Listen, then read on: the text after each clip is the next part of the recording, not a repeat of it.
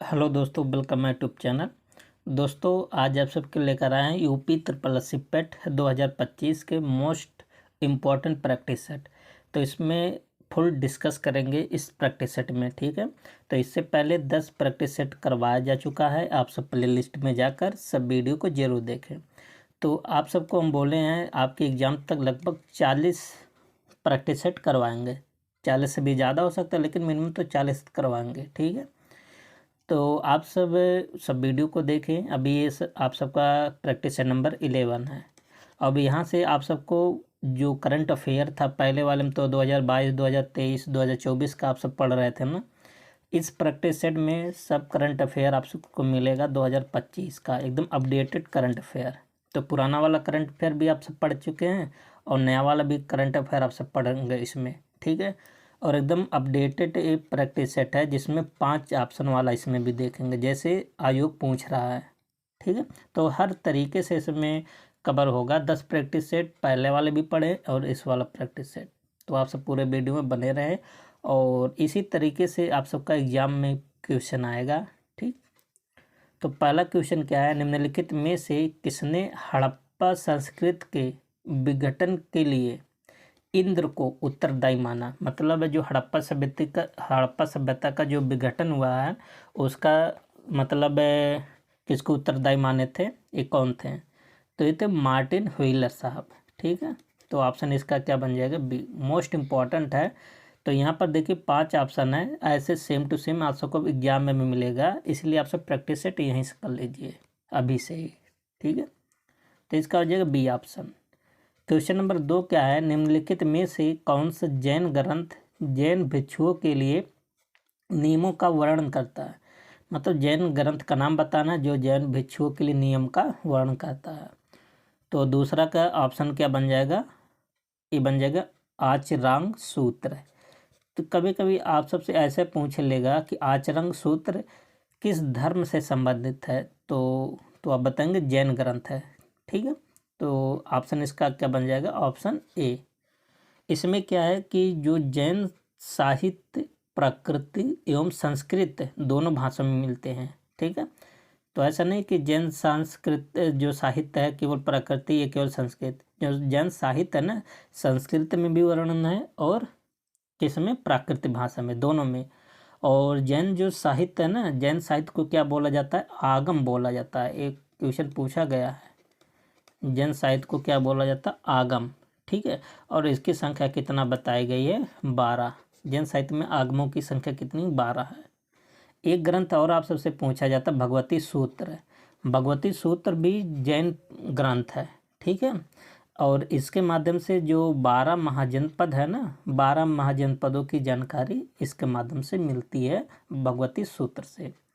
लेकिन आप सबसे पूछा कि जैन ग्रंथ जैन भिक्षुओं के लिए नियम का वर्णन किसके माध्यम से होता है, तो बताएंगे आचरंग सूत्र से। बहुत लोग तो भगवती सूत्र पुस्तक पढ़ें कि हाँ भगवती सूत्र जैन ग्रंथ, इसी को टिक कर देंगे।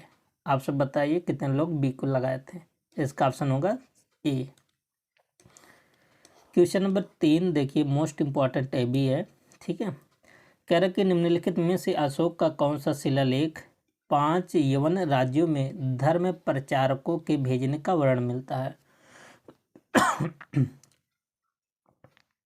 देखिए जो अशोक का शिलालेख था ना, उसके माध्यम से जानकारी मिलती है कि अशोक ने 5 यवन राज्यों में अपना धर्म प्रचार करने के लिए भेजे थे। जैसे श्रीलंका में अपने पुत्र पुत्री को भेजे थे ना, ऐसे 5 राज्यों में भेजे थे। तो किसके माध्यम से इसकी जानकारी मिलती है,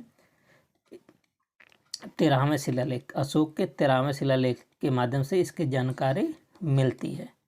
अशोक अपने धम्म नीति के लिए बहुत फेमस हुआ था, ठीक है। क्वेश्चन नंबर 4, ऋग्वेद में उल्लेखित 10 राग युद्ध किस नदी के तट पर लड़ा गया। तो ये भी किस नदी के तट पर लड़ा गया था, परशुणी।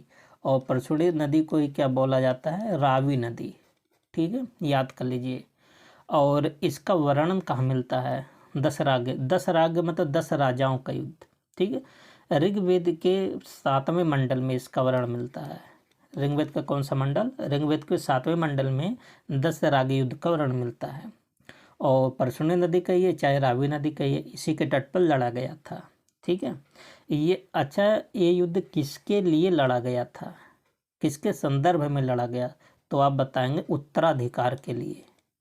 उत्तराधिकार के लिए ये युद्ध लड़ा गया था। ठीक है, और इसमें राजा जो सुदास थे ना वो विजयी रहे थे, तो राजा सुदास की इसमें क्या हुआ, विजयी। तो इतनी सारी बातें आप सब याद कर लीजिए, इसका ऑप्शन हो जाएगा option C. Next question, question number 5 कह रहा कि किस मुगल सेना नायक के साथ शिवाजी ने पुरंदर की संधि 1665 पर हस्ताक्षर किए थे। तो सबसे पहले पुरंदर की संधि कब हुआ था, जून 1665 में। किसके बीच हुए थे, मुगल सेना नायक के साथ शिवाजी की पुरंदर की संधि हुआ था। मराठा शासक छत्रपति शिवाजी और मुगलों की तरफ से सेनापति राजा जयसिंह के मध्य हुआ था। तो कहाँ पर है, तो ऑप्शन नंबर 5 का बन जाएगा ए।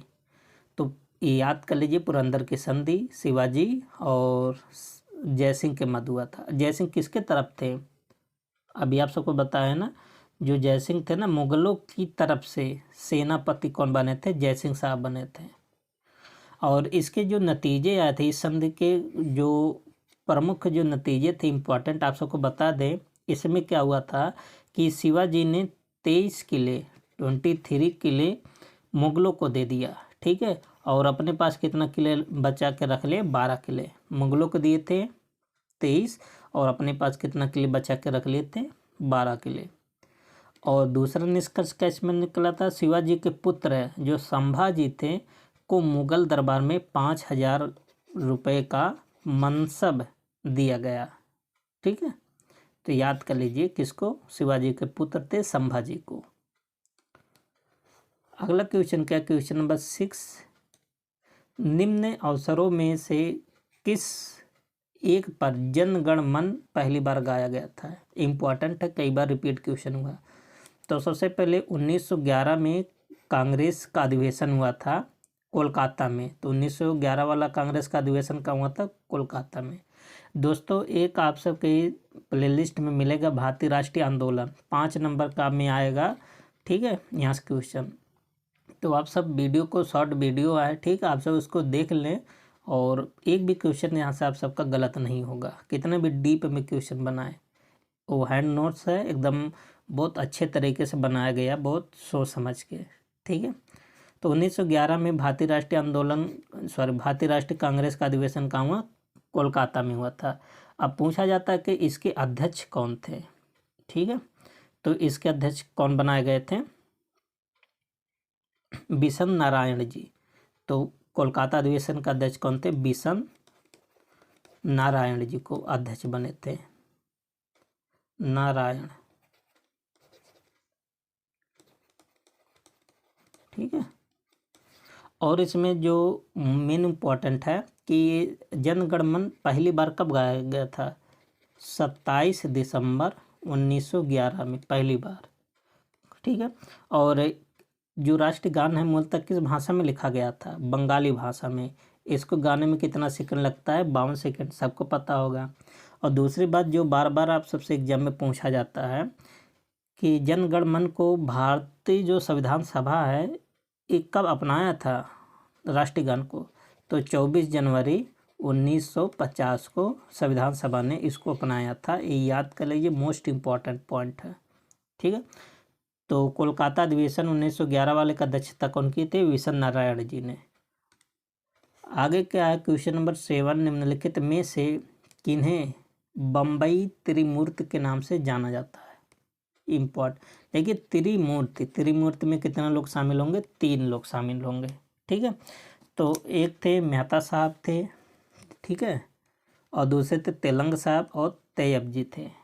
मेहता का मतलब फिरोज शाह मेहता साहब, ठीक है, और तेलंग मतलब केटी तेलंग, और तैयब जी मतलब बदरुद्दीन तैयब जी। तो इसका ऑप्शन हो जाएगा सी। और इन्हीं तीनों के समूह को क्या बोला जाता है, बम्बई त्रिमूर्ति। ठीक है, अब अब ये क्यों इनको त्रिमूर्ति, बम्बई त्रिमूर्ति के नाम से क्यों जाना जाता है? क्योंकि बम्बई के 3 प्रमुख जो संप्रदाय था उनका प्रतिनिधित्व किए थे इन तीनों लोगों ने। इसी के कारण इनको क्या बोला जाता है? बम्बई त्रिमूर्ति। ठीक है। क्वेश्चन नंबर 8, भारत छोड़ो आंदोलन के समय कौन युवा महिला नेत्री अवज्ञा और प्रतिरोध का प्रतीक थी? ठीक है, देखिए कैसे आप सबको लैंग्वेज में बझाएगा। तो युवा महिला नेत्री कौन थी? नेत्री मतलब जैसे नेता वैसे नेत्री, महिला को नेत्री बोला जाता है। तो इसका ऑप्शन हो जाएगा अरुणा आसफ अली जी, बहुत इंपॉर्टेंट है ये महिला। ठीक है। क्वेश्चन नंबर 9 देखिए, भारतीय राष्ट्रीय कांग्रेस की प्रथम भारतीय महिला अध्यक्ष निम्नलिखित में से कौन थी? ध्यान देना, यहाँ से 2 क्वेश्चन आप सबसे बनाया जाता है। तो भारतीय राष्ट्रीय कांग्रेस की है ना, INC। तो अगर पहली महिला, सबसे पहले केवल पहली महिला पूछता है, उसके बाद दूसरा पूछता है पहली भारतीय महिला। दोनों लैंग्वेज में फ़र्क है। पहली महिला पूछेगा तो कुछ और रहेगा, पहली भारतीय महिला पूछेगा तो कुछ और रहेगा। ठीक है, देखते हैं ऑप्शन क्या है। तो देखिए, तो पहली, इसमें इसका आंसर क्या हो जाएगा? क्वेश्चन नंबर 9 का इसका आंसर हो जाएगा इनमें से कोई नहीं। ठीक है, क्यों? क्योंकि जो पहली जो INC की भारतीय राष्ट्रीय कांग्रेस का जो 40वां अधिवेशन हुआ था ना, कौन से नंबर का? 40वां अधिवेशन हुआ था 1925 में। ठीक है, क्योंकि पहली भारतीय महिला पूछा है तो इसमें से कोई नहीं है, क्योंकि पहली भारतीय महिला कौन थी? सरोजिनी नायडू जी थी। और कांग्रेस के 40वां अधिवेशन कब हुआ था? 1925 में कानपुर में हुआ था, और इसकी अध्यक्षता कौन की थी? सरोजिनी नायडू जी ने। ठीक है, मोस्ट इम्पॉर्टेंट है। अगर केवल पहली महिला पूछता तो आप एनी बेसेंट को बताते हैं, जो कि कोलकाता का अधिवेशन हुआ था 32वें नंबर का, और कब हुआ था? 1917 में। 1917 में कांग्रेस का कोलकाता अधिवेशन कांग्रेस का कोलकाता अधिवेशन की अध्यक्षता पहली महिला कौन की थी? एनी बेसेंट जी। ठीक है, और कौन सा अधिवेशन का था? 32वां अधिवेशन। ठीक, और पहली भारतीय महिला किस नंबर की अध्यक्षता की थी? 40वां नंबर का था, और 1925 में कानपुर अधिवेशन। तो इनमें देखिए कहीं पर नाम नहीं है किनका? सरोजिनी नायडू जी का। तो इसलिए कौन सा ऑप्शन यहाँ बनेगा? ऑप्शन नंबर E बन जाएगा। ऐसे भी आप सब देखेंगे, जूनियर असिस्टेंट हो या कोई भी एग्जाम अभी जो हाल में हुआ ना, E ऑप्शन भी देता था आयोग, केवल E दिखाने के लिए नहीं होता है।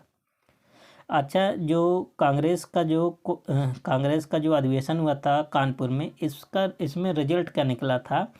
इस अधिवेशन में हिंदी को राष्ट्रभाषा के रूप में माना गया था। तो आप सबसे ऐसे पूछ लेगा कांग्रेस के किस अधिवेशन में हिंदी को राष्ट्रभाषा के रूप में माना गया, तो आप बताएंगे कानपुर अधिवेशन में, जिसकी अध्यक्षता सरोजिनी नायडू ने किया था। क्वेश्चन नंबर 10, किसके सुझाव पर भारतीयों को साइमन कमीशन से बाहर रखा गया? ठीक है, मोस्ट इम्पॉर्टेंट है। तो कौन सुझाव दिया था? लॉर्ड इरविन ने सुझाव दिया था कि इनमें से भारतीयों को क्या किया जाए? अलग किया जाए। ठीक है, अब साइमन कमीशन से क्वेश्चन बनता है, ये भारत कब आया था? 3 फरवरी 1928 को भारत आया था। ठीक है, और वैसे व्हाइट मैन भी बोला जाता है। साइमन कमीशन को क्या बोला जाता है? White man. व्हाइट मैन क्यों बोला जाता है? क्योंकि इसमें जितने भी सदस्य थे, वैसे कितने सदस्य थे? 7 सदस्य, और 7 के साथों अंग्रेज थे। तो अंग्रेज जैसे मतलब गोरे गोरे होते हैं, इसलिए इसको क्या बोला गया? White man. ठीक है, अच्छा, ये किस उद्देश्य से भारत आया था? इसका उद्देश्य था कि भारत में संवैधानिक ढांचे का मूल्यांकन करना, इसी के उद्देश्य से भारत आया था। ठीक है, तो इसका ऑप्शन बन जाएगा D। बाकी जो पॉइंट आप सबको बता दिए, 3 फरवरी 1928 को भारत आया था। तो साइमन कमीशन में कितने सदस्य थे? 7। सातों के सातों कौन थे? अंग्रेज थे, इसलिए इसको क्या बोला जाता है? White man. क्वेश्चन नंबर 11 क्या है? देखिए, 9 डिग्री चैनल अवस्थित है, ये ज्योग्राफी क्वेश्चन है। ठीक है, तो 9 डिग्री चैनल किसके मध्य स्थित है? कावारत्ती और मिनिकॉय के मध्य कितने डिग्री चैनल अलग करते हैं? 9 डिग्री। ठीक है, और अंडमान और निकोबार के मध्य कौन सा चैनल है? 10 डिग्री चैनल। तो 10 डिग्री चैनल किसके मध्य है? अंडमान और निकोबार द्वीप के मध्य है। ठीक है। 9 डिग्री कवारत्ती और मिनिका। तो 9 हो गया, 10 हो गया, तो 8 डिग्री भी बचा। तो 8 डिग्री किसके मध्य है? तो 8 डिग्री मालदीव और मिनिका के मध्य है। तो यहाँ पर है नहीं है इस ऑप्शन में, तो आप सबको अलग से बता देते हैं। 8 डिग्री चैनल किसके मध्य है? मालदीव और मिनिका, याद कर लीजिए। एक है भारत और श्रीलंका, है ना। तो भारत और श्रीलंका के मध्य कौन सी खाड़ी स्थित है? कई बार क्वेश्चन पूछा गया। तो मन्नार की खाड़ी। तो मन्नार की खाड़ी भारत और श्रीलंका के मध्य स्थित है। 8 डिग्री चैनल मालदीव और मिनिका है। 10 डिग्री चैनल अंडमान और निकोबार। 9 डिग्री चैनल कावरत्ती और मिनिका है। ये सब आप सबको याद होना चाहिए, रटा होना चाहिए। क्वेश्चन नंबर है 12। ठीक है। कह रहा कि भूमध्य सागरीय जलवायु की विशेषता क्या है? तो भूमध्य सागरीय जलवायु बताना है। तो इसका आंसर हो जाएगा उष्ण ग्रीष्म ऋतु एवं आर्द्र जाड़े की ऋतु। तो भूमध्य सागरीय जलवायु को क्या बोला जाता है? ग्रीष्म, उष्ण ग्रीष्म ऋतु और आर्द्र जाड़े की ऋतु, इसको बोला जाता है। और इसकी सबसे बड़ी खासियत है ना कि भूमध्य सागरीय जलवायु में रसीले फल ज़्यादा पाए जाते हैं। रसीले फल मतलब जैसे जिसमें रस ज़्यादा मात्रा में होता है, जैसे संतरा हो गया, नींबू हो गया, अंगूर हो गया, है ना। ये सब फल कहाँ पाए जाते हैं ज़्यादा? भूमध्य सागरीय जलवायु में। तो ये भी कई बार क्वेश्चन पूछा गया है कि रसीले फल ज़्यादा कहाँ पाए जाते हैं, तो अब बताएंगे भूमध्य सागरीय जलवायु में। इसका ऑप्शन बन जाएगा ए। क्वेश्चन नंबर 13 क्या है कि मकर संक्रांति के समय कर्क रेखा पर दोपहर के सूर्य का उनतास होता है। तो मकर संक्रांति के समय कर्क रेखा कितने राज्यों से होकर गुजरता है? 8। ठीक है। तो दोपहर के समय सूर्य का 49 कितना होता है? कितने डिग्री का कोण बनता है? तो आप बताएंगे 43 डिग्री का। तो 13 का ऑप्शन क्या बन जाएगा? बी बन जाएगा। ठीक है, याद कर लीजिए, रट लीजिए। क्वेश्चन नंबर 14 क्या है? निम्नलिखित नदियों में किनके मध्य विशिष्ट दोआब फैला हुआ है? देखिए दोआब कई सारे हैं ना, तो उसी में से दोआब में से आप सबसे पूछ ले विशिष्ट दोआब। तो विशिष्ट दोआब किसके मध्य है? देखिए विशिष्ट दोआब ब्यास और सतलज। तो जैसे मान लेते हैं सतलज नदी ब्यास नदी के मध्य जो भी है, उसके मध्य जो जगह है, जो जमीन पाया जाता है, उसको क्या बोला है? दोआब। दोआब मतलब दो नदियों के बीच की भूमि। तो विशिष्ट दोआब किसके मध्य है? ब्यास और सतलज। ठीक है। एक का आपसे पूछा जाता है बारी दोआब। कौन सा दोआब? बारी। तो बारी दोआब जो है ना, ये यहाँ पर हम लिख देते हैं बारी दोआब। तो बारी दोआब किसके मध्य है? ब्यास नदी और रावी नदी के मध्य है। ठीक है। तो ब्यास नदी और रावी नदी के मध्य कौन सा दोआब पाया जाता है? बारी दोआब। अगला दोआब है एक रचना दोआब। रचना दोआब। तो रचना दोआब किस नदियों के बीच पाया जाता है? और रावी नदी और चेनाब नदी। तो रावी और चेनाब नदी के मध्य कौन सा दोआब पाया जाता है? रचना दोआब। ठीक है। और झेलम और सिंधु नदी इसमें इस ऑप्शन में नहीं है। तो झेलम और सिंधु नदी के मध्य कौन सा दोआब पाया जाता है? सिंध सागर दोआब। तो कुछ प्रमुख दोआब है, आप सब इसका नोट्स बना लीजिए, सुन करके लिख करके। एक बार फिर से रिपीट कर देते हैं। विशिष्ट दोआब तो आप सबको पता है। बारी दोआब किसके मध्य पाया जाता है? ब्यास और कौन सा नदी है? रावी नदी के मध्य बारी दोआब। ठीक है। और चिनाब और रावी नदी के मध्य कौन सा दोआब पाया जाता है? चिनाब और रावी नदी, रचना दोआब। झेलम और सिंध सागर दोआब, झेलम और सिंधु नदी के मध्य। ठीक है। यहाँ से क्वेश्चन बनता है, पूछ सकता है। क्वेश्चन नंबर 15, निम्न में से कौन भारत में सबसे बड़ा मशीनीकृत खान है? तो ध्यान देना, भारत का सबसे बड़ा मशीनीकृत खान की बात कर रहा है। तो 15 का ऑप्शन हो जाएगा बैला डीला खान। तो सबसे पहले आप सबको पता होना चाहिए बैला डीला खान है कहाँ। ठीक है। ये कहाँ है? छत्तीसगढ़ राज्य में। एक पड़ता है दांतेवाड़ा जिला, वहाँ पर है, छत्तीसगढ़ राज्य में है। ठीक है। और बैला डीला खान। और ज़िले की बात करें तो दांतेवाड़ा ज़िला बताएंगे, इतना गहरा नहीं पूछेगा ज़िला। और यहाँ से कौन कौन सा अयस्क मिलता है, हेमेटाइट और मैग्नेटाइट अयस्क मिलता है। और किसको यहाँ से निर्यात किया जाता है, जापान को। यहाँ से जो मिलता है ना, किसको भेजा जाता है, जापान को भेजा जाता है। तो इसका ऑप्शन क्या बन जाएगा, डी बन जाएगा। ठीक है, अगला क्वेश्चन नंबर 16। ठीक है, गवर्नमेंट ऑफ इंडिया एक्ट 1935 को किसने दास्ता का एक नया अधिकार पत्र कहा। तो 1935 को दास्ता का एक नया अधिकार पत्र कहते चाचा नेहरू ने। ऑप्शन क्या बन जाएगा, बी बन जाएगा। ठीक है, तो 16 का बी। और इसके अतिरिक्त एक स्टेटमेंट इन्होंने और दिया था, क्या, इन्होंने इसे अनैच्छिक, अप्रजातांत्रिक और अराष्ट्रवादी संविधान की संज्ञा दिए थे। ये कौन दिए, ये भी जवाहरलाल नेहरू जी ने दिए थे। और जिन्ना ने इस 1935 एक्ट को क्या कहा था, तो जिन्ना ने इसे पूर्णतः सड़ा हुआ, मूल रूप से बुरा और बिल्कुल अस्वीकृत बताया। तो सड़ा हुआ किसको बताया, कौन बताया था, जिन्ना ने बताया था। तो ये जो 3 स्टेटमेंट आप सबको बताएं, तीनों स्टेटमेंट याद कर लीजिए, कई बार एग्जाम में पूछा गया है। क्वेश्चन नंबर 17, निम्नलिखित में से राज्य के नीति निर्देशक तत्वों का कौन सा अनुच्छेद राज्य को निर्देशित करता है कि वे उद्योगों के प्रबंधन में कामगारों की सहभागिता सुनिश्चित करें। तो डीपीएसपी है ना, तो ये कहाँ पर मिलता है, किस आर्टिकल में मिलता है, आर्टिकल 43 में मिलता है। ठीक है, तो 17 का कौन सा ऑप्शन हो जाएगा, ए ऑप्शन। आप जानते हैं जो नीति निर्देशक तत्व है संविधान के किस भाग में है, तो आप बताएंगे भाग 4 में है।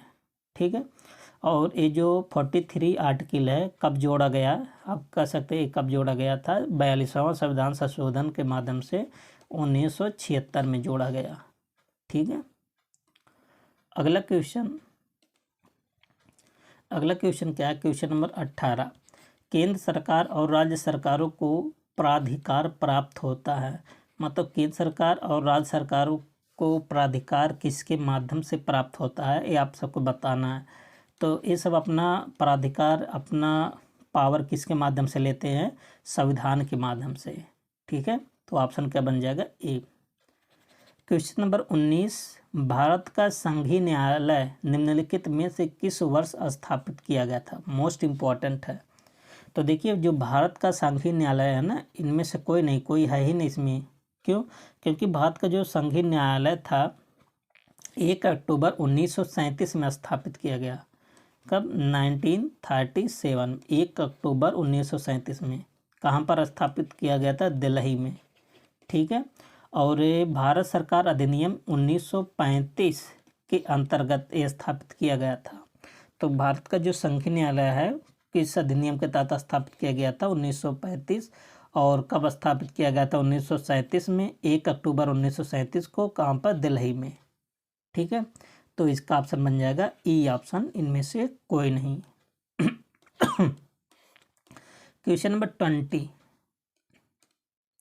कह रहा कि पंचायतों के लिए कराए जाने वाले सभी निर्वाचनों के संचालन का अधीक्षण, निर्देशन, नियंत्रण निहित होता है। तो जो पंचायत का चुनाव हो, ठीक है, और चाहे नगर पालिका का चुनाव हो, एक सब काम किसका है, निर्देशन अधीक्षण करने का राज्य निर्वाचन आयोग का काम है, ये सब काम करने का। तो क्वेश्चन नंबर 20 का क्या बन जाएगा, डी ऑप्शन। ठीक है, अच्छा जो पंचायत है इसके बारे में देख लें। जो 73वां संविधान संशोधन के माध्यम से इसको शामिल किया गया था, संवैधानिक दर्जा दिया गया था पंचायतों को। और लागू कब से हुआ, 24 अप्रैल 1993 से। इसलिए 24 अप्रैल को पंचायती राज दिवस मनाया जाता है। ठीक है, और 74वां संविधान संशोधन के माध्यम से नगर पालिका वाला सिस्टम इसमें जोड़ा गया। और एक कब से लागू हुआ, 1 जून 1993 से नगर पालिका वाला लागू हुआ। और चाहे पंचायत हो चाहे नगर पालिका हो, जो निर्वाचन से संबंधित गतिविधि को कौन देखता है, राज्य निर्वाचन आयोग देखता है। ठीक है, क्वेश्चन नंबर 21, तो देखिए रिंग ग्लिमेन स्केल का प्रयोग निम्नलिखित के घनत्व मापता है। तो रिंग ग्लिमिन स्केल किसका घनत्व मापता है, आप सबको बताना है। तो जो धुआं होता है ना, इसका घनत्व मापने के लिए किसका प्रयोग किया जाता है, इसी का।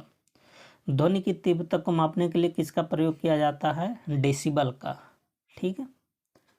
क्वेश्चन नंबर 22, निकट दृष्टि दोष का इलाज किया जाता है तो किस लेंस के माध्यम से, अवतल लेंस के माध्यम से निकट दृष्टि दोष का इलाज किया जाता है। और दूर दृष्टि दोष में कौन सा लेंस यूज होगा, अवतल लेंस। अच्छा, निकट दृष्टि दोष है क्या चीज़। तो निकट दृष्टि दोष में ना किसी व्यक्ति को निकट की तो वस्तुएं आसानी से देख लेगा, स्पष्ट रूप से देख लेगा, लेकिन दूर की वस्तुओं को स्पष्ट रूप से देख नहीं पाता है। इसी को क्या बोलते हैं, निकट दृष्टि दोष। ठीक है। और इसमें निकट दृष्टि दोष में प्रतिबिंब कहाँ बनता है, रेटिना से थोड़ा आगे बन जाता है, इसी के कारण ऐसा दोष उत्पन्न होता है। क्वेश्चन नंबर 23, वायुमंडल में निम्न गैस की उपस्थिति के कारण वायु में पीतल फीका पड़ जाता है। जैसे अभी आप पीतल का बर्तन ऐसे बाहर रख देंगे ना तो हल्का फीका पड़ जाता है। तो किस गैस की उपस्थिति के कारण, ये हाइड्रोजन सल्फाइड गैस के कारण। ऑप्शन क्या बन जाएगा 23 का बी। क्वेश्चन नंबर 24, जीव विज्ञान का नाम दिया। तो जीव विज्ञान का नाम कौन दिए थे, लैमार्क द्वारा। ठीक है। और लैमार्क किस देश के निवासी थे, फ्रांस देश के निवासी थे। और इसमें दो लोग शामिल थे, एक तो लैमार्क साहब शामिल थे, एक तो थे ट्रेविनेरस। हम यहाँ लिख देते हैं ट्रेविरेनस, ये भी साहब इसी के साथ शामिल थे। ठीक है। लैमार्क और ट्रेविनेस ये दोनों ने मिलकर दिया था नाम, कब 1801 में नाम दिया था। ठीक है। तो दो लोग का नाम याद कर लीजिए। और लीनियस ने क्या दिया, ये जो लीनियस महोदय हैं ये द्विनाम पद्धति दिया। जैसे आप केमिस्ट्री में दो नाम पद्धति पढ़ते हैं और भी जगह पढ़ते हैं ना, तो इसीलिए इनको लीनियस महोदय को वर्गीकरण का पिता बोला जाता है, क्योंकि इन्होंने दो नाम पद्धति दिया। ठीक है। क्वेश्चन नंबर 25, पोलियो के टीके की खोज किसने किया। जो पोलियो है ना, पोलियो के टीके की खोज किसने किया, जॉन साल्क ने। कब किया था, अच्छा चलो ठीक है। तो जॉन साल्क महोदय ने कब किया था, 1952 में, 1952 में। और 21 देश के निवासी थे, अमेरिका के, यूएसए के निवासी थे। ठीक है। और अलेक्जेंडर फ्लेमिंग ने किसकी खोज किए थे, ये पेनिसिलिन की खोज किए थे। ये इंग्लैंड के रहने वाले थे अलेक्जेंडर। ठीक है। और पेनिसिलिन की खोज कब किए थे, 1929 में, 1929 में। ठीक है। और टीबी बैक्टीरिया की खोज कौन किए थे, रॉबर्ट कोच महोदय ने किए थे टीबी बैक्टीरिया की खोज। और चेचक की खोज कौन किए थे, एडवर्ड जेनर ने। तो एडवर्ड जेनर ने किसका खोज किया, चेचक का। अब कब किया था, 1796 में हो गया था। ठीक है, इनका खोज। और ये भी कहाँ के निवासी थे, इंग्लैंड के। एडवर्ड जेनर साहब इंग्लैंड के, और अलेक्जेंडर फ्लेमिंग ये भी इंग्लैंड के। ठीक है। आगे क्या है, क्वेश्चन नंबर 26, निम्नलिखित में से किस समिति द्वारा भारत में गरीबी के आकलन हेतु पहली बार स्वास्थ्य एवं शिक्षा पर होने वाले निजी व्यय को भी शामिल किया गया है।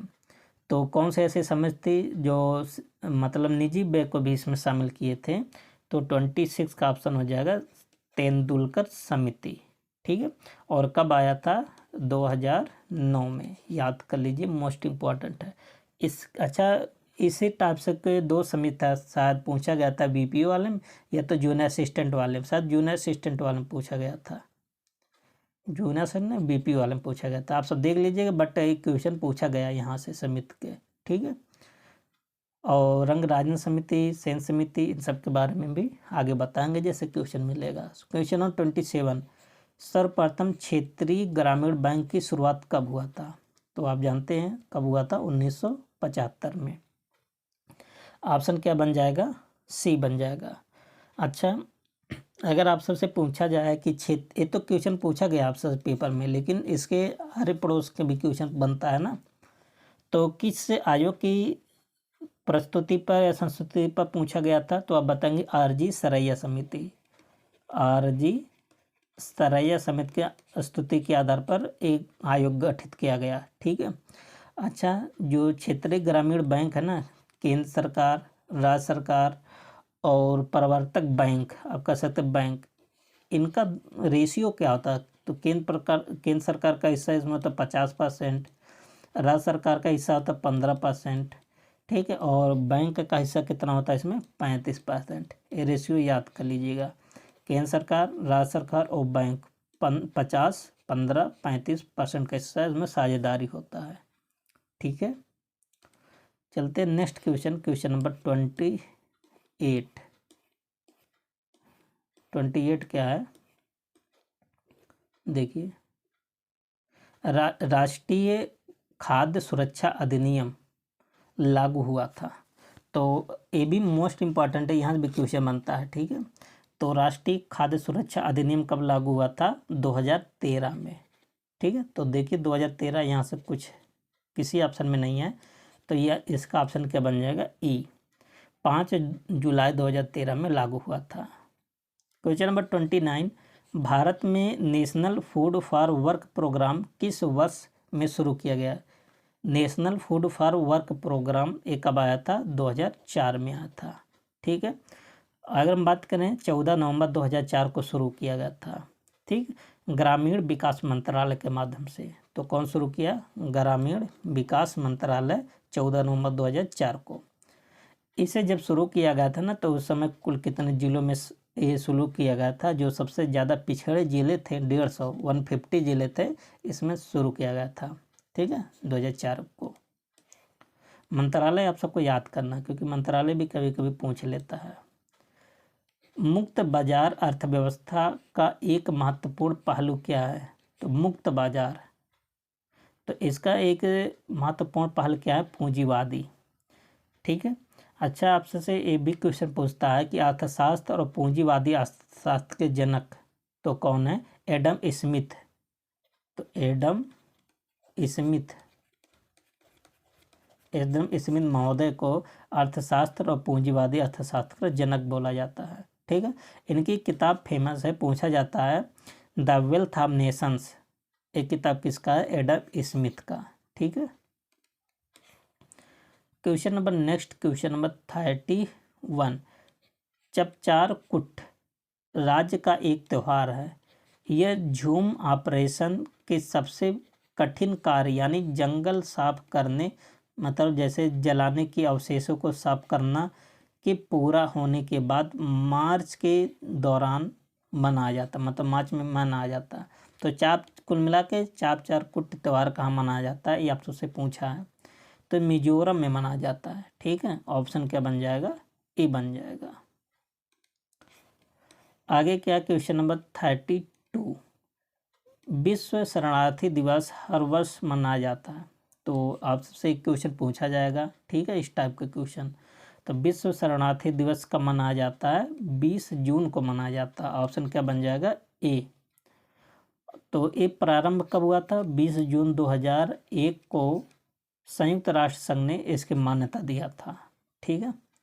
और 18 जून को क्या मनाया जाता है? तो 18 जून को मनाया जाता है गोवा क्रांति दिवस, तो 18 जून को। और 17 जून को क्या मनाया जाता है? विश्व मरुस्थलीकरण एवं सूखा निवारण दिवस। ये भी मोस्ट इम्पॉर्टेंट है। कब मनाया जाता है? 17 जून को। ठीक है। और एक क्वेश्चन आप सबसे पूछा जाता है 22 मई को क्या मनाया जाता है? अंतर्राष्ट्रीय जैव विविधता दिवस 22 मई को मनाया जाता है। नेक्स्ट क्वेश्चन नंबर 33, 1948 ओलंपिक खेलों का आयोजन स्थल था।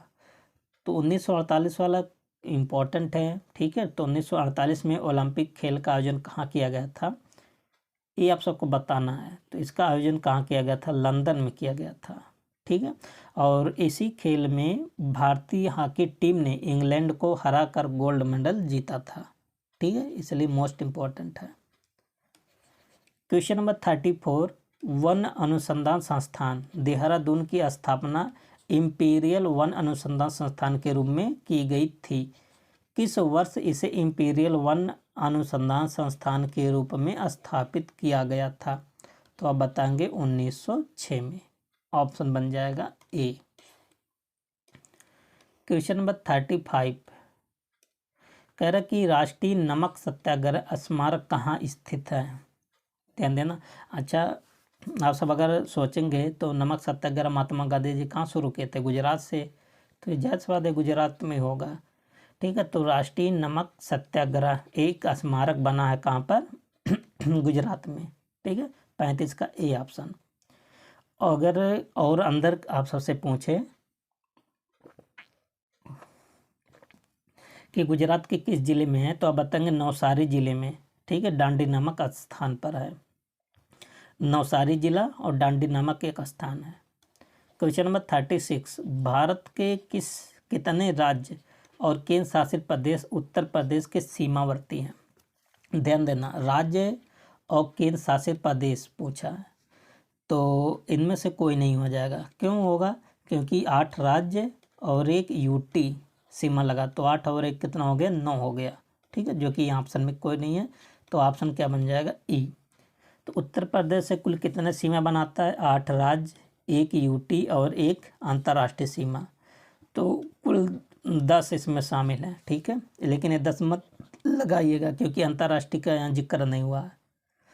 तो एक यूटी में कौन शामिल है? दिल्ली शामिल है। और 8 राज्य में कौन शामिल है? तो 8 राज्यों के नाम आप सबको एकदम याद होना चाहिए। जैसे अगर आप सबको बताएं कि मान लेते एक यूपी है, इधर पश्चिम, पूरब, उत्तर और दक्षिण में, तो इसके पश्चिम में कौन कौन से राज्य हैं? राजस्थान हो गया, हरियाणा हो गया, ठीक है, मध्य प्रदेश, उत्तराखंड, बिहार यहाँ तो पूरब में पड़ेगा, छत्तीसगढ़ हो गया, ठीक है, झारखंड हो गया, हिमाचल प्रदेश हो गया। ये सब 8 जो राज्य है ना, किसके साथ सीमा बाउंड्री शेयर करते हैं? उत्तर प्रदेश के साथ। और सबसे ज़्यादा किसके साथ शेयर करते हैं? मध्य प्रदेश। उत्तर प्रदेश का सबसे ज़्यादा सीमा साझा मध्य प्रदेश के साथ। उत्तर प्रदेश के 11 ज़िले ऐसे हैं जो मध्य प्रदेश को टच करते हैं। और सबसे कम की बात करें तो हिमाचल प्रदेश की है, ठीक है, 1 ज़िला मात्र टच करता है। उत्तर प्रदेश का एकमात्र राज्य है, ज़िला है, कौन सा? एक है, ज़िले का नाम है सोनभद्र, जो ऐसे नीचे है ना, सोनभद्र। 4 राज्य को टच करता है, जैसे बिहार, छत्तीसगढ़, मध्य प्रदेश, झारखंड। ठीक है, तो ये सब बातें आप सबको याद होनी चाहिए। अगला क्वेश्चन नंबर 36 भारत कितने राज्य और केंद्र शासित प्रदेश उत्तर प्रदेश के सीमावर्ती? भारत के कितने राज्य? ये तो शायद हो गया। हाँ, क्वेश्चन नंबर 37 देखिए, कनाडा की राजधानी क्या है? तो कनाडा की राजधानी क्या? ओटावा है। तो आप सबके सिलेबस में है ना, सिलेबस के अकॉर्डिंग सेम पैटर्न क्वेश्चन बना है हुआ, ठीक है। तो कनाडा की राजधानी क्या है? ओसावा। अच्छा, फ्रांस की राजधानी कहाँ है? पूछा जाता है। फ्रांस की राजधानी का पेरिस। और किस नदी के किनारे स्थित है? सीन नदी के किनारे। ओस्लो किसकी राजधानी है? ओस्लो है नॉर्वे की राजधानी, ठीक है। और कैनबरा किसकी राजधानी है? ऑस्ट्रेलिया की, ठीक है। और एक आपसे से पूछा जाता है कि ग्रीस की राजधानी का एथेंस है, ठीक है। क्वेश्चन नंबर 38 कह रहा कि राज्य की मंत्री परिषद सामूहिक रूप से किसके प्रति जिम्मेदार है? देखिए, मंत्री परिषद सामूहिक की बात किया है तो विधानसभा के प्रति। तो यहाँ पर ऑप्शन क्या बन जाएगा? Option B. और किस आर्टिकल में सब बताया गया है? आर्टिकल 164 क्लास 2 के तहत, ठीक है, बताया गया है कि जो मंत्रिपरिषद सामूहिक रूप से विधानसभा के प्रति जिम्मेदार है। क्वेश्चन नंबर 39 मधुशाला किसकी कृति है? तो हरिवंश राय बच्चन जी की रचना है मधुशाला, ठीक है। और मैथिली शरण गुप्त की रचना पूछता है तो आप बताएंगे भारत भारती। और रविंद्रनाथ टैगोर की रचना है, एक है गीतांजलि, ठीक है, गीतांजलि तो सब लोग जानते होंगे। एक और है द गार्डनर और हंगरी स्टोन, ठीक है, द गार्डनर और हंगरी स्टोन, ये दोनों पुस्तक बहुत इंपॉर्टेंट हैं, ठीक है। और जयशंकर प्रसाद जी की एक रचना कामायनी आंसू लहर, ये सब रचना आप सबको याद होनी चाहिए। क्वेश्चन नंबर 40, उस्ताद जाकिर हुसैन का संबंध संगीत के किस वाद्य से, मतलब एक कौन सा वाद्य यंत्र बजाते थे डॉक्टर जाकिर हुसैन साहब? तो 40 का ऑप्शन बन जाएगा तबला वादक। तो जाकिर हुसैन साहब किस वाद्य यंत्र से संबंधित थे, या कह सकते हैं तबला वादक थे। ठीक है।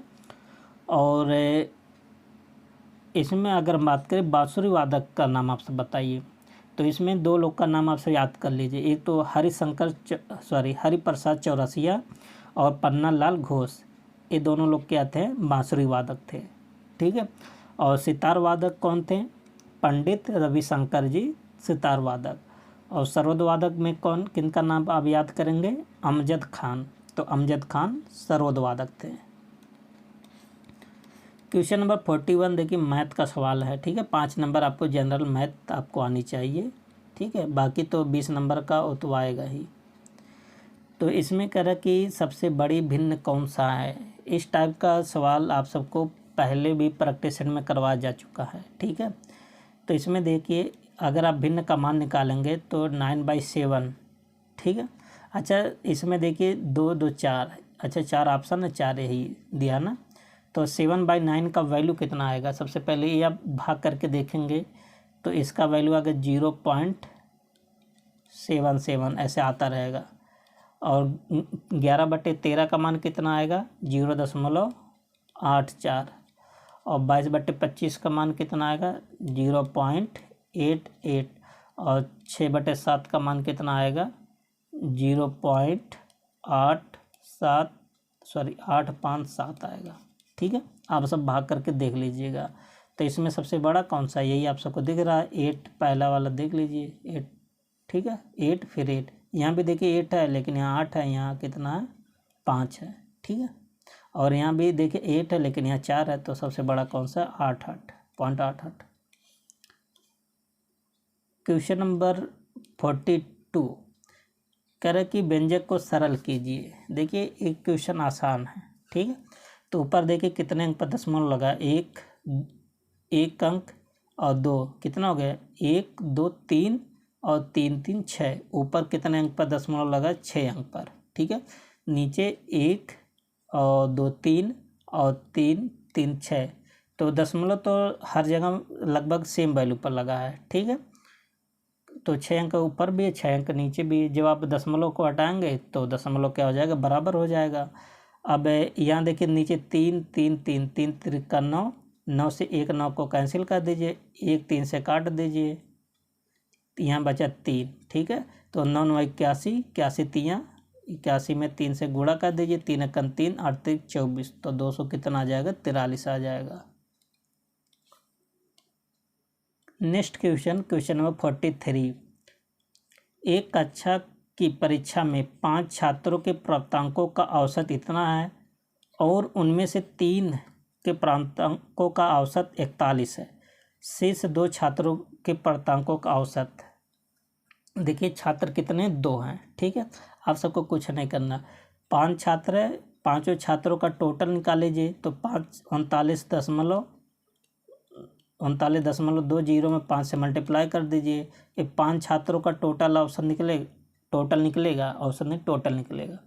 तो जब मल्टीप्लाई करेंगे लगभग कितना आ जाएगा? 196 आ जाएगा, 196। अब 3 छात्रों का औसत दिया तो 3 छात्रों का निकाल लीजिए। तो 3 से मल्टीप्लाई कर दीजिए किसमें? 41 में। तो इसका कितना निकल कर आ जाएगा?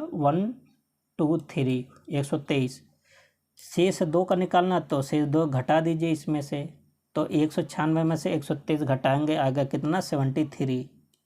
और 73 इसका औसत पूछा है। 2 लोग हैं तो 2 से आप भाग कर दीजिए। तो 2 3 6, तो 3 बार जाएगा और 6 1 7 2 6 12, तो 36 पॉइंट समथिंग आएगा। तो 36.5 आएगा। ऑप्शन क्या बन जाएगा? बी। ठीक है। इस टाइप का सवाल आप सबको कई बार बताए हैं। क्वेश्चन नंबर 44 क्या है? देखिए कह रहा कि ए ने दोपहर 1 बजे 40 किलोमीटर प्रति घंटा की चाल से अपनी यात्रा प्रारंभ करता और बी ने दोपहर 1:40 उसी स्थान से 50 किलोमीटर प्रति घंटा की चाल से उसी दिशा, ध्यान देना दिशा सेम है, चलना प्रारंभ करता तो बी को ए तक पहुंचने में कितना मिनट समय लगेगा, और बी किस में निकलना, मिनट में। ठीक है, तो बी को ए तक पहुंचने में, तो ए देखिए मान लेते हैं ए, यहाँ से ए शुरू करता है, यहाँ से बी, एक ही दिशा है। ठीक है, ध्यान दीजिएगा, कठिन नहीं है। तो देखिए दोनों का सबसे पहले सेम टाइम निकाल लीजिए। एक 40 पर स्टार्ट करता, 1 बजे। तो सबसे पहले ए जो है 40 मिनट में कितनी दूरी तय करेगा, ये बात आप निकाल लीजिए सबसे पहले। ठीक है, तो ए द्वारा तय की दूरी 40 मिनट में, तो निकाल लीजिए डिस्टेंस बराबर कितना होता है। आप जानते हैं स्पीड बराबर होता है डिस्टेंस बटे टाइम, तो स्पीड इंटू टाइम हो जाएगा। ठीक, स्पीड कितना है, ए का 40 का है, किलोमीटर प्रति घंटा है। ठीक है, और टाइम कितना है, 40 मिनट। 40 मिनट में निकालना, तो 40 मिनट में तो 60 से भाग कर देंगे, गुणा कर देंगे, 4 चौके 16, तो 160 बटे कितना आ जाएगा, 6 आ जाएगा। ध्यान देना 160 बटे 6 लिखे हैं। अब देखो जब दिशाएं सेम होती है ना, तो उसका जो रिलेटिव स्पीड होता है घट जाता है। तो एक का था 40, एक का था 50, तो 50 में से 40 जाएगा, कितना बच्चा, 10। तो रिलेटिव स्पीड कितना आ गया, 10। तो हमें क्या निकालना है, टाइम निकालना है। तो टाइम बराबर क्या होता है, टाइम बराबर होता है डिस्टेंस बटे स्पीड। तो डिस्टेंस कितना, 160, 160, और स्पीड, रिलेटिव स्पीड कितना है, 10 है। सॉरी 160 बटे 6 आता, बटे 10। इसको सॉल्व कर लीजिए। इसको जब सॉल्व करेंगे मिनट में निकालने के लिए 60 से और मल्टीप्लाई कर देंगे, तो कितना आप सबका निकल जाएगा, 160 आएगा, 160 मिनट। 160 मिनट इस ऑप्शन में नहीं है, तो ऑप्शन कौन सा बन जाएगा, ई। एक बार दोस्तों आप सब खुद ट्राई कीजिएगा, आप सबको हम हिंट केवल बता दे रहे हैं। ठीक है, कह रहा कि लुधियाना शहर की जनसंख्या में प्रतिवर्ष 20% की वृद्धि होती है, तो यदि इसकी वर्तमान जनसंख्या इतना है, तो 2 वर्ष में जनसंख्या में कितनी, तो 2 वर्ष में जनसंख्या कितनी हो जाएगी। देखिए इसको लगाने के कई मेथड होते हैं। ठीक है, तो सबसे पहले इसको हम बताते हैं रेशियो मेथड। देखिए मैथ है, सवाल बहुत तरीके से लगता है, जैसे रीजनिंग हो गया, मैथ हो गया ना, तो इसीलिए आपको जिस मेथड से आता है आप उसी मेथड को ही फॉलो करें। ठीक है, तो हम जो बता दे रहे हैं कोई ज़रूरी नहीं कि हमारा मेथड अगर अच्छा लगता है, सरल लगता है, तो आप सब फॉलो कीजिए, नहीं तो आपको जो मेथड आता है आप उसी मेथड से सॉल्व कीजिए। तो 20% का मान होता है 1/5। ठीक है, तो पहले साल देखिए 5 से बढ़कर 1 हो जाता है, तो 20% बढ़ाएंगे तो 5 से क्या होगा, 6। तो दूसरे साल भी सेम होगा, 5 से 6। ठीक है, 5 5 25, और 6 का मल्टीप्लाई 6 में करेंगे 36। तो पहले साल यदि वर्तमान है, ये 2 साल की बात का है, तो वर्तमान जनसंख्या अगर 25 है, तो 2 साल बाद कितना हो जाएगा, 36। लेकिन वर्तमान जनसंख्या 25 नहीं है, कितना है, 84700000। ठीक है, तो अगर 25 से इसमें भाग करेंगे तो लगभग कितना बार जाएगा, 25 से अगर आप डिवाइड करेंगे लगभग 3880 इतना टाइम आएगा। ठीक है, तो इसी प्रकार ए भी इतना गुना होगा, 33880। अगर इसमें हम मल्टीप्लाई करेंगे तो कितना आ जाएगा इसका आंसर, तो 12 19 680। ऑप्शन क्या बन जाएगा, डी। थोड़ा कैलकुलेशन बड़ा है। ठीक है, आप सबको कॉन्सेप्ट हम बता दिए, ये रेशियो मेथड है, बाकी और सारी विधियां हैं, आप सब अपना यूज कर सकते हैं, क्योंकि मैथ और रीजनिंग के लिए कई सारे तरीके होते हैं। ठीक है, क्वेश्चन 46 कह रहा कि एक निश्चित कोड भाषा। अब देखिए यहाँ से आप सबको मिलेगा रीजनिंग। ठीक है, AVOID को इतना लिखा गया है, MULTI को इतना लिखा गया है, तो कर उसी भाषा में EVENT को किस प्रकार लिखा जाएगा। हम आप सबको एक बता दे रहे हैं। ठीक है, ये कैसे आया उसी प्रकार सब आएगा, जैसे AVOID यही है ना, तो सबसे पहले इन्होंने क्या किया, ए का उल्टा ले लिया जेड। ठीक है, वी का उल्टा क्या होता है, ई होता है, और ओ का उल्टा क्या होता है,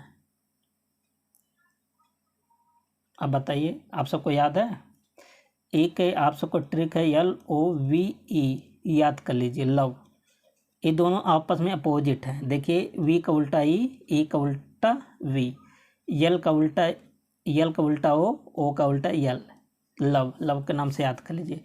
तो यहाँ ओ का उल्टा क्या बन जाएगा, यल, और यहाँ आई है, आई का उल्टा क्या बन जाएगा, चलिए इतना ही बता देते हैं, ठीक है। तो जेड, अब देखिए जेड का जो पोजीशन लेटर 26 में ऐसे किया 2 6, 26 होता है ना, 6 2 8, मतलब पोजीशन लेटर को जोड़ दिया गया। तो 8 यहाँ देखिए, 8 यहाँ लिखा ना, 5 में तो ये सिंगल डिजिट रहता है तो 5 ही कर लीजिए, ठीक है। और यहाँ पर ओ का उल्टा क्या होता है, यल किस पर होता है, 12 पर होता है। तो 12 को क्या लिखेंगे, 1 + 2 तो कितना आ जाएगा, 3। तो 8 5 3, ठीक है। तो इसी प्रकार सब रहेगा। अब आप निकाल लीजिएगा इवेंट का कोड क्या आएगा, आप सबको बता दें, उल्टा करोगे फिर उसका पोजीशन लेटर आपस में जोड़ दोगे। तो 46 का आंसर क्या निकल कर आ जाएगा, तो इस हिसाब से ई तो 5 से शुरू होगा सबसे पहले, सॉरी ई का उल्टा क्या मिलेगा, अभी आप सबको बताए हैं, वी मिलेगा, वी किस पर होता है 22 पे, तो 2 2 कितना होगा 4। तो 46 का आंसर बन जाएगा डी ऑप्शन। आप सब निकाल लीजिएगा, ठीक है। आप सबको बता दें कैसे सॉल्व होगा, इतना तो सब लोग कर ही सकते हैं। 47 4 अक्षर समूह दिए गए हैं, जिनमें से 3 किसी तरह से संगत है, संगत मतलब सेम, और एक असंगत है। असंगत का चयन कीजिए। इसमें से कौन सा सेम है, मतलब कौन सा, मतलब सबसे डिफरेंट है, अलग है, ठीक है। तो देखिए ये जो दिया गया है ना, जैसे के 11 पर होता है, एन 14 पर होता है, एफ किस पर होता है, 6 पे होता है, ठीक है। तो इसमें आप सबको बता देते +3, और उसके बाद क्या किया गया, -7 सब में किया गया है, ठीक है। +3 माइनस, जैसे इसमें +3 फिर -7 फिर +3 और -7 +3 और -7, लेकिन यहाँ पे अलग किया गया है, ठीक है।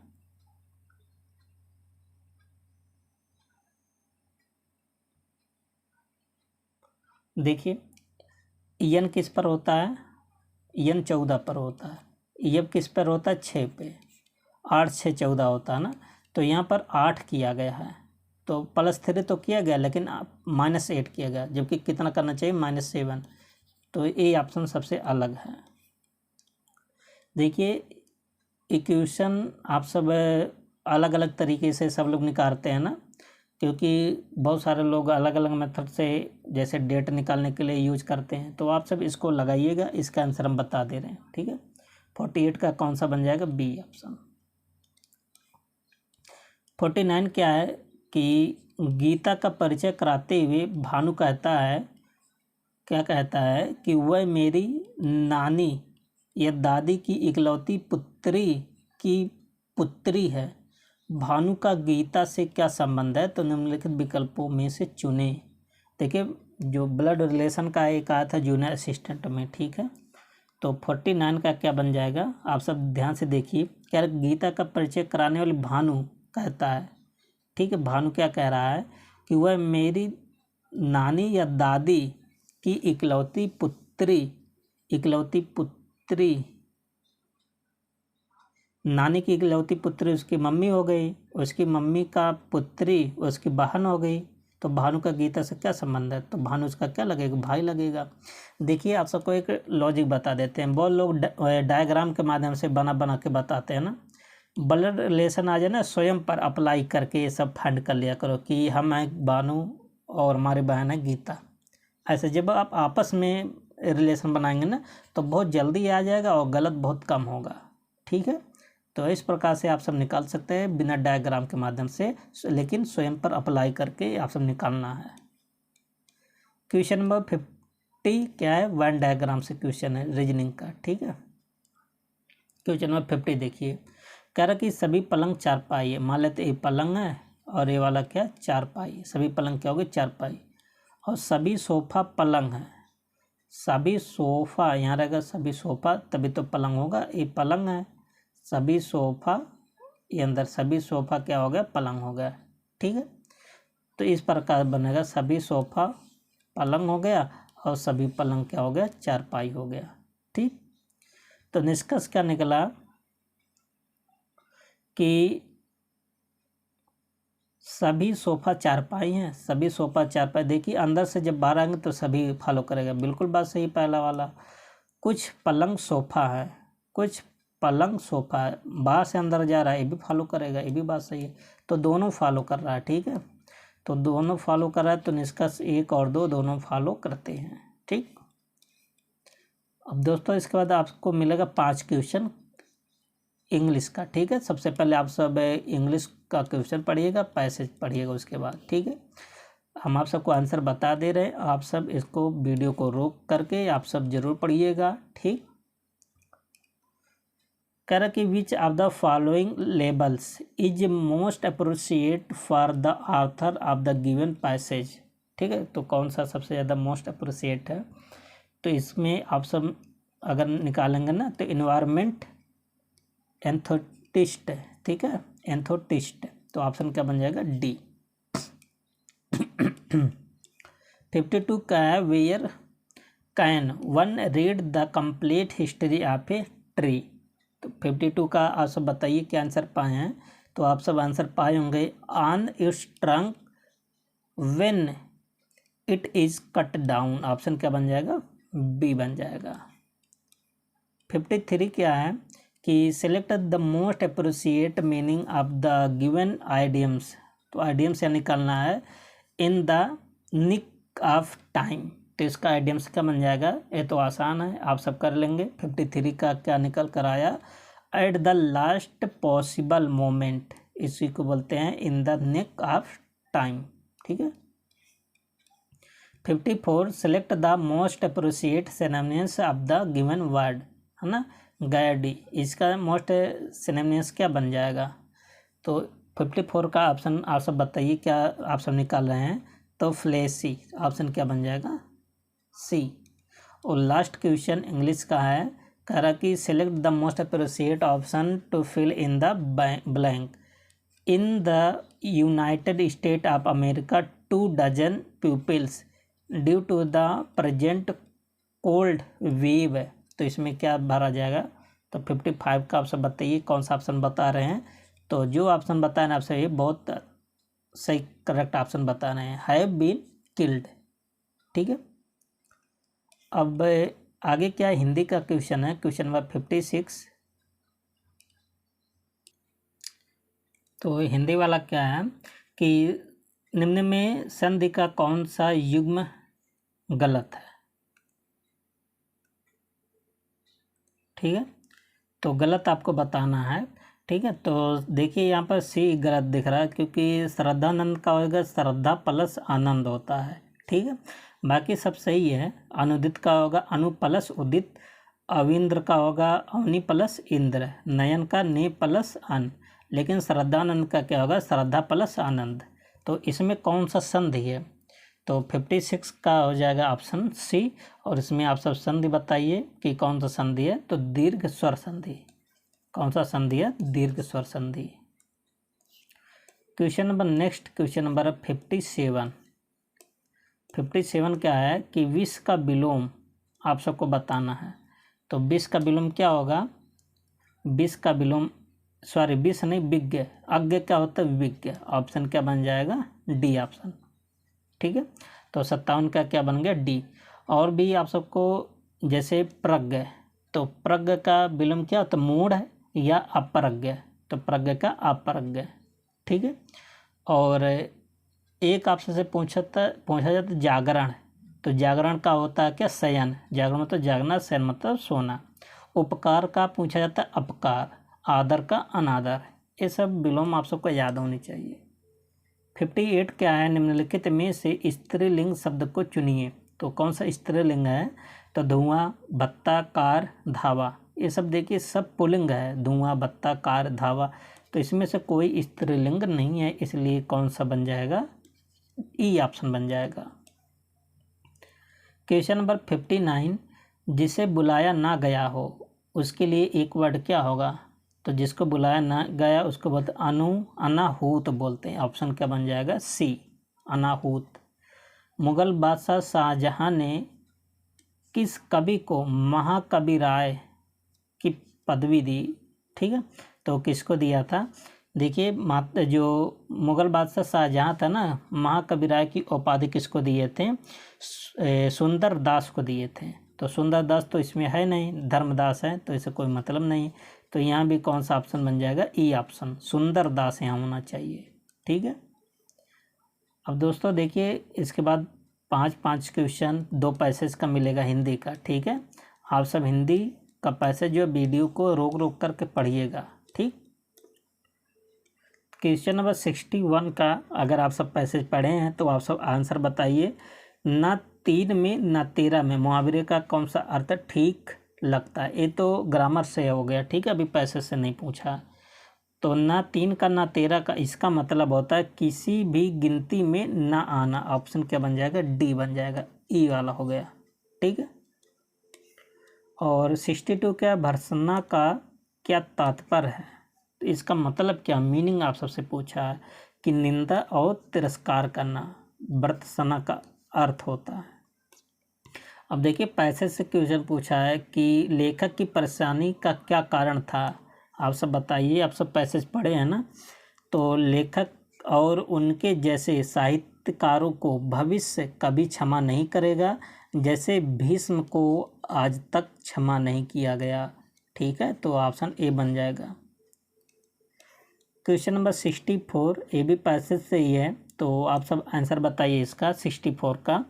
तो भीष्म पितामह को क्षमा क्यों नहीं किया गया था? क्योंकि कौरवों की सभा में भीष्म ने द्रौपदी का भयंकर अपमान देखकर भी मौन धारण किए थे। ठीक है, ऑप्शन इसका बन जाएगा, ए बन जाएगा 64 का। और 65 भी देखिए, ए भी है आपका पैसेज से, इसका भी आप सबको आंसर बताना है। ठीक है, लेखक को किस यथार्थ बोध से राहत मिली? तो अगर आप पढ़ेंगे कि लेखक भीष्म नहीं थे, ठीक है, और उनसे अवस्था में ज्ञान में प्रतिभा में बहुत आगे बहुत से ज्ञानी गुणी लोग भरे पड़े थे। उन्हें भविष्य नामक महादुरंत जंतु से डरना चाहिए। ये ऑप्शन होगा, ऑप्शन डी। और अगला पैसेज क्या है, ये सब आप पैसेज ध्यानपूर्वक वीडियो को रोक रोक करके पढ़िएगा। ठीक है, क्योंकि पेपर आप सबको देना है, जब तक ले खुद का प्रैक्टिस नहीं करेंगे तब तक ले कोई माने नहीं निकलेगा। ठीक है, देखिए सब पैसेज हम आप सबको दिखा दिए, आप सब वीडियो को रोक कर जरूर पढ़िएगा। 66 क्या है कि सर्वांगीण सफलता प्राप्त का महामंत्र लेखक के अनुसार क्या है? तो 66 का आंसर क्या बन जाएगा? आप सब अगर पढ़े होंगे पैसेज को तो आत्मनिर्भरता और आत्मबल पर ज़्यादा फोकस किया गया। ठीक है। 67 क्या है, स्वार्थमय तथा अस्थिर शब्दों के विलोम रूप क्रमशः किस विकल्प में है? तो 67 का आंसर क्या बन जाएगा? डी, निस्वार्थ और गतिहीन, ये दोनों एक दूसरे को मिलते हैं। 68 क्या है कि सफलता, कार्य और आत्मनिर्भरता शब्दों के लिंग क्रमशः, तो कौन कौन सा लिंग इसमें काम करता है? ग्रामर का पोर्शन है। ठीक है, तो देखिए सफलता क्या है, सफलता स्त्रीलिंग। ठीक है, सफलता क्या, स्त्रीलिंग। और कार्य बताइए, कार्य क्या चीज़ है? तो कार्य क्या है, पुल्लिंग है। और आत्मनिर्भरता भी क्या, स्त्रीलिंग। Option C. अगला क्वेश्चन क्या है, क्वेश्चन नंबर 69। तो जीवन की सफलता की पहली सीढ़ी कौन सी है? तो आत्मनिर्भर बनना। ये तो आसान था, सब लोग कर लिए होंगे पैसेज को पढ़कर। Question number 70, last question Hindi का। शैशव में शिक्षकों का बच्चे पर क्या असर पड़ता है? शैशवावस्था की बात कर रहा है कि शिक्षकों के चरित्र के गुण दोष सहज से बच्चे में आ जाते हैं, इसलिए शिक्षकों को मतलब बहुत अच्छा रहना पड़ता है। ठीक है, उनका चरित्र अच्छा हो, क्योंकि ये बच्चों पर इफेक्ट ज़्यादा पड़ता है। और इसके बाद दोस्तों सब मैथ का है। ठीक है, अभी करंट अफेयर 10 बाकी है, मैथ वाला आप सब खुद स्वतः करिएगा। ठीक है, हम आप सबको क्वेश्चन दिखा दे रहे हैं, क्योंकि अभी उतना ज़्यादा फैसिलिटी नहीं है। ठीक है, कि मैथ का यहाँ पर करवा सकें। ठीक है, तो अलग से सेशन में हो जाएगा। आप सब मैथ कहीं ना कहीं पढ़ रहे होंगे, उतना तो सब कर ही लेंगे। ठीक है। आप सब मैथ देखिए, खुद प्रैक्टिस कीजिए कलम कापी का, ठीक है। देखिए चलते हैं डायरेक्ट करंट अफेयर पर। 10 क्वेश्चन आप सबसे पूछा जाएगा करंट अफेयर 10 नंबर का, ठीक। तो मई 2025 में 22वां भारत टेलीकॉम 2025 का आयोजन कहाँ किया गया था? ध्यान देना, मई 2025 का जितने भी करंट अफेयर है सब 2025 का देखेंगे, ठीक है। तो मई 2025 में मई 2025 में 22वां भारत टेलीकॉम का आयोजन कहाँ किया गया था? तो 91 का आंसर बन जाएगा सी, दिल्ली में किया गया था, ठीक है। और मई 2025 में 12वां वैश्विक अंतरिक्ष अन्वेषण सम्मेलन 2025 कहाँ आयोजित किया गया था? ये भी हुआ था दिल्ली में ही, ठीक है। क्वेश्चन नंबर 93, मई 2025 में भारतीय वायुसेना के नए उप प्रमुख के रूप में किसने पदभार ग्रहण किया? तो नए जो वायुसेना के उप प्रमुख कौन बने हैं? 93 का ऑप्शन क्या बन जाएगा? ऑप्शन बन जाएगा बी, मार्शल नरेंद्रेश्वर तिवारी, ठीक है। अगला क्वेश्चन क्या है? क्वेश्चन नंबर 94 कह रहा है कि मई 2025 में अंतर्राष्ट्रीय सौर गठबंधन का 123वां सदस्य कौन बना है? मोस्ट इम्पोर्टेंट है, 123वां सदस्य कौन बना है आप सबको बताना है। तो अंगोला देश इसका 123वां सदस्य बना। अच्छा, इसका हेडक्वार्टर भारत में ही है, ठीक है। वो भी कहाँ? गुरुग्राम में है। 95 क्वेश्चन क्या? मई 2025 में किस कंजर्वेटिव नेता को जर्मनी का नया चांसलर नियुक्त किया गया? तो 95 का ऑप्शन क्या बन जाएगा? फ्रेडरिक मर्ज को। आप जानते हैं मर्ज जर्मनी का नया चांसलर बने हैं, ठीक है। 96 क्या है कि मई 2025 में उल्लास ULLAS नव भारत साक्षरता कार्यक्रम के अंतर्गत भारत का पहला पूर्ण साक्षर राज्य किसे घोषित किया? मोस्ट इम्पोर्टेंट है, एक किसको बनाया गया? मिजोरम को बनाया गया है। अगला क्वेश्चन नंबर 97, ग्रामीण अंतर्राष्ट्रीय योग दिवस कभी मनाया गया था? 21 जून 2025 को, ठीक है। कि थीम क्या है? तो योग दिवस का थीम आप सबको बताना है। तो 97 का क्या बन जाएगा? Yoga for one earth one wealth. Option क्या बन जाएगा? बी बन जाएगा, ठीक है। और बाकी ऑप्शन इधर भी है, आप सब देख सकते हैं, ठीक है, लेकिन इसमें से कोई नहीं होगा, ऑप्शन बी आपका होगा। अंतर्राष्ट्रीय प्रतियोगिता दोहा डायमंड लीग 2025 में भारतीय खिलाड़ी नीरज चोपड़ा ने कौन सा स्थान प्राप्त किया? ये भी मोस्ट इम्पॉर्टेंट है। तो 98 का हो जाएगा बी, दूसरा स्थान मिला था इनको, ठीक है। और क्वेश्चन नंबर है 99, मई 2025 में न्यायमूर्ति संजीव खन्ना के स्थान पर भारत के 92वें मुख्य न्यायाधीश के रूप में किसने शपथ ग्रहण लिया? तो सबको याद होगा, न्यायमूर्ति भूषण रामकृष्ण गवाई ने, ठीक है। इनका पूरा नाम आप सबको याद कर लेना। और अगला क्वेश्चन क्या है? Next question number 100, last question, प्रत्येक वर्ष राष्ट्रीय प्रौद्योगिकी दिवस कब मनाया जाता है? तो राष्ट्रीय प्रौद्योगिकी दिवस कब मनाया जाता है? 11 मई को, ठीक है। दोस्तों, आप सबको प्रैक्टिस सेट कैसा लगा? आप सब अपनी राय को कमेंट बॉक्स में ज़रूर बताएं, ठीक है। मिलते हैं नेक्स्ट प्रैक्टिस सेट में, तब तक के लिए best of luck, thank you and take care.